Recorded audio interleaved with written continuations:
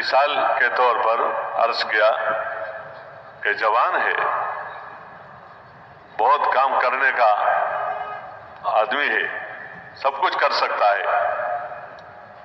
دوڑ سکتا ہے، وزن اٹھا سکتا ہے، اپنے بیوی بچوں کے حقوق ذمہ داریاں پورے کر سکتا ہے، ملک چلا سکتا ہے، اداروں کو صحیح رخ پر لا سکتا ہے، یہ سب کچھ اسی کے کرنے کا کام ہے۔ لیکن مشکل یہ ہے کہ ضعف آ گیا، بیمار ہو گیا، تو ضعف کی وجہ سے یہ کام نہیں ہوتا، حالانکہ چاہتا بھی ہے کہ ہو۔ لوگ چاہتے ہیں کہ ہمارے اداروں میں، ہمارے گاؤں میں، ہمارے شہروں میں، ہمارے علاقوں میں، ہمارے ملک میں دینی زندگی ہو، اور خاص کر وہ دین جس کا تعلق معاملات کے ساتھ ہے، جس کا تعلق معاملات کے ساتھ ہے، تو سب چاہتے ہیں کہ تجارت ایسے یار کوئی ایماندار مل جائے، کوئی سچا مل جائے، کوئی خوبیوں والا مل جائے، تو چاہتے بھی ہیں۔ لیکن اس کے باوجود اگر عمومی طور پر دیکھا جائے تو زندگی میں وہ تبدیلیاں نمایاں طور پر نظر نہیں آتی جو ایک مسلمانوں کے معاشرے میں ہونی چاہیے۔ تو اس کا وجہ جو اس تبلیغ کے اعتبار سے جو کام ہے اس کے یعنی روشنی میں میں جو بات عرض کرنا چاہتا ہوں،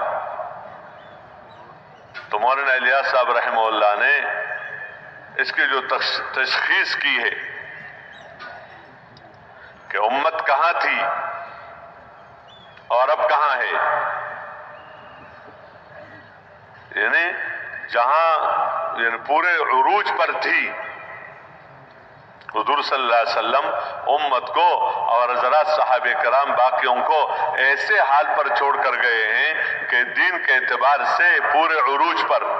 عبادات، اخلاق، معاملات، معاشرت، قضاء، دوسروں کو اس کی طرف بلانا، جان قربان کرنا، مال قربان کرنا، دین کی طرف بلانا اور ایک ایک سنت کی اتباع، تو امت دین کے اعتبار سے عروج پر، اور جتنے بھی کافر تھے وہ سب ان کے ماتحت زندگی گزار رہے تھے، ان کے اوپر کوئی بھی نہیں تھا۔ اور ان مسلمانوں میں سے کوئی بھی اپنے آپ کو کمانے کے لیے، کھانے کے لیے، بیوی بچوں کے پالنے کے لیے سمجھ کر زندگی نہیں گزارتا تھا، حالانکہ کماتے بھی تھے، کھاتے بھی تھے، پیتے بھی تھے۔ ہمارے تو کسی کے بمشکل 1-2 بیویاں ہوں گی، ان کے تو ہر ایک کی 4-4 بیویاں ہوتی تھی تقریباً، اور بچے ہمارے تو 2, 4, 5 جو بھی، اور ان کے کتنے بچے ہوتے تھے۔ جو حکومتیں انہوں نے چلائی، انہوں نے کوئی ایک جگہ کی نہیں چلائی، ایک اس کی آپ دیکھیں ابوبکر صدیق رضی اللہ تعالیٰ کسی مدینہ کے تھے یا مکہ مکرمہ کے اس کو کوئی نظامت ملی تھی یا اس کا کوئی بڑا بنایا تھا؟ پوری دنیا خلافت کے اعتبار سے امیر المومنین ہیں، تو یہ سب کام ہے۔ ان میں سے کسی نے اپنے آپ کو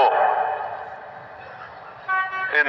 کمانے کے لیے، ملک چلانے کے لیے، تجارتوں کے لیے، زراعتوں کے لیے، کاروبار کے لیے، اپنے بھی بچوں کے پالنے کے لیے سمجھ کر زندگی انہوں نے نہیں گزاری، بلکہ ان کے اندر وہ جذبہ تھا جو انبیاء علیہ السلام جو جذبہ اللہ نے انبیاء علیہ السلام کو دیا تھا، تو درجہ بدرجہ جذبہ وہی تھا۔ جیسے ہماری نمازیں، ان کی نمازیں وہی ہیں، لیکن ہماری نمازیں اور ان کے نمازوں میں فرق ہے، اسی ایمان اور اخلاص کے اعتبار سے یا جو بھی خوبیاں ہیں، تو ان کے اندر جذبہ تھا اعلاء کلمت اللہ کا،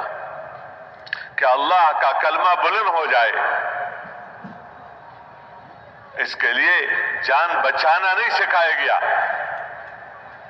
اس مذہب میں بچانا نہیں سکھایا جاتا ہے، جان لگانا سکھایا۔ اور جو سب سے بڑے تھے، جو انبیاء علیہ السلام ہوتے تھے ہر زمانے میں، سب سے پہلے اس کے اندر یہ داعیہ ہوتا تھا کہ جان بچانا نہیں تھا بلکہ جان لگانا تھا، مال بچانا نہیں تھا بلکہ مال لگانا تھا۔ عزت اللہ نے ان کو کتنی دی تھی، نبی کی عزت اور نبی کا جو مقام ہوتا ہے اس تک کون پہنچ سکتا ہے؟